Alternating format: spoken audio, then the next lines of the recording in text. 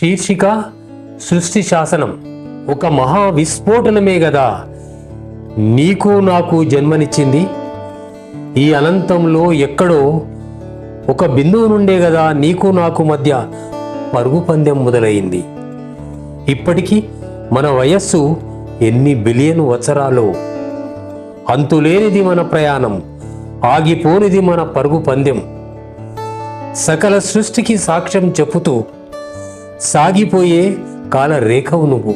జనన మరణాల మజిలీలలో ఉద్గమించే జీవ తరంగాన్ని నేను. సృష్టి శాసనానివి నువ్వు, అస్తిత్వపు సవాలును నేను.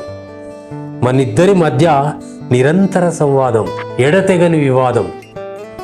శాస్త్రజ్ఞులు నిన్ను చతుర్థ పరిమాణం అంటారు, ఫోర్త్ డైమెన్షన్. తాత్వికులు నిన్ను అలౌకిక దర్శిని అంటారు. శ్రమజీవులు నిన్ను శ్రమ చేతనం అంటారు. చెమట చుక్క కొలమానం అంటారు. నిరంతరం శ్రోతస్విని, ఎన్నెన్ని నామధేయాలు నీకు.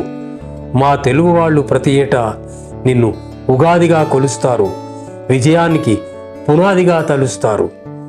ఎన్నటికైనా కాలమా మనిషి కష్టాలు కడతేరేనా? భువిని గమ్మిన ఉగ్రభూతం అంతరించేనా? ఆవహించిన హింసమత్తు వదిలిపోయేనా?